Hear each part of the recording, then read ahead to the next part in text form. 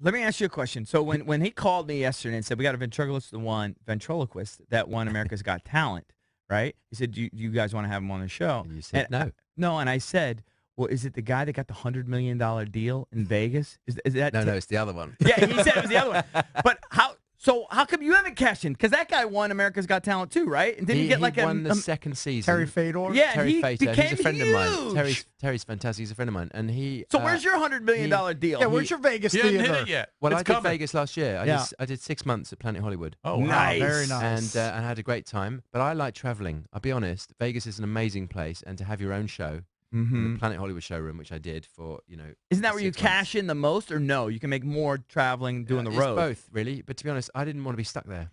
I much prefer traveling. You do. And Sounds like he hate likes the traveling. cruise ship I circuit. love- I hate every Scandinavia. aspect of going traveling. all over the world. I really, I've always traveled. I was in Qatar a couple of weeks ago doing a festival with Trevor Noah. We Uh-huh. were doing a gig together. Right. I've been to Iraq. I've been to Afghanistan, entertaining the troops. I mean, that sounds like hell. That's pretty cool. It's fantastic. I mean, They're it's some of the great to best gigs I've entertain the ever done. I know to entertain the troops is very admirable, but the worst thing on earth is traveling. We go into the airports all the time, and I've got a lot of miles. yeah, Yeah, you I bet do. he does. And I like that. I like seeing different places. And America's such an amazingly big place that, I'm touring for the next, 10 weeks all over the place. And I'm getting to see places I've never been to before. We're joined by Paul I bet you Zerdin, the Vegas paychecks were big. British comedian, Yeah, but he says you can make ventriloquist this from much on the London. road. Yeah, I can't complain. Vegas was good. yeah, I'm sure it was. Yeah, it was a nice paycheck. But a little bit warm, as we say. Yeah. Is there still a stigma though when it comes to ventriloquists? When you break out the puppet, some people are they just It's just, skeptical? puppet. Do they just disrespect it? Because I think it's an amazing talent and skill, but I know that some people just Well, they're against it for whatever reason. I think everyone, thanks to people like Jeff Dunham, Terry Fator, they've kind of made ventriloquism cool again. And so everyone has, we're all brought up with the Muppets, and I don't know anyone that doesn't like the Muppets, Right. or Sesame Street. Well, you And- might be sitting. and- You oh, might be really? sitting next to one here on my right. I mean, I don't really care about them. I never think about them. But I think I liked them Why when I was don't a you kid. care about them? It's not in my world. Really? Yeah, but I What's mean, that like? huh? What is that like? My world? Yeah, it's shallow, empty. incomplete, It's a duck. Very empty life. Yeah, believe me. All right, is it too hacky if we ask you? Can you do a little Yeah, shtick it's a with bit, us? It's a bit hacky, but I'll do it. You will? Well, Cakes loves it. I mean, I need to see it. I mean, Even though you it's not can't- your thing. No, I like ventriloquists. I'm just not in the Muppets You per se. can't bring a ventriloquist. Is it still? Yeah, is I it still got it. politically correct to call them dummies in 2017? Well, I don't know. Probably not now. I mean, call it whatever you want. You can't bring a dummy in here and not have him talk. Right. That's Right. You just can't have it We got happen. 3 dummies already. Yeah. Bring a 4th. I said it's here. Yeah, it's he. He, you idiot. All right, okay. So this is, I can't remember anyone's names now. Yeah, don't worry. Okay, hi there. Get close to the mic. Oh, hello. Yes, this is Sam. We're at the Arlington Draft House from tonight till Saturday. Is that good? That's perfect. Yes. Look at that. Hello. They're looking at your mouth. They're looking at your mouth. They're looking to see if it's moving. Look at them. They always look at your mouth. It's not moving. Neither is mine.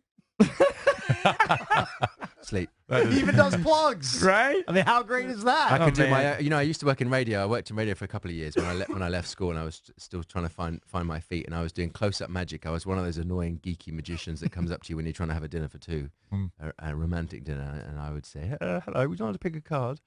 And people would tell me to get lost. And I was doing radio travel news in the mornings, and then I used to do a mid-morning shift on a satellite radio station in the UK, and I used to do all my own voiceovers. And that's a good thing about ventriloquism. You can do your own, voiceovers. Yes, the Arlington Draft House tonight. Amazing. It's Paul freaking me Zerdin. out. That is unbelievable. You can do that. I'm sorry, we're going back 2 years, but when you won and Yes. you did your act and you walked off stage and Sam was just chilling by himself, how many other ventriloquists actually do the remote control deal? You Is know that- what? It's actually it's based on a very old idea. And there was a British ventriloquist, in 1964-65 on a Royal Command performance in front of the Queen. He was called Dennis Spicer, and he did his act with different characters. And he'd been talking to a character that was just sitting on a chair, and he did a little thing with him, and then go on to another character, and go back to him, and then carried on with other characters. Right at the very end of his spot, he took his bow, he whistled, and the dummy jumped off the chair and ran up to him and took a bow.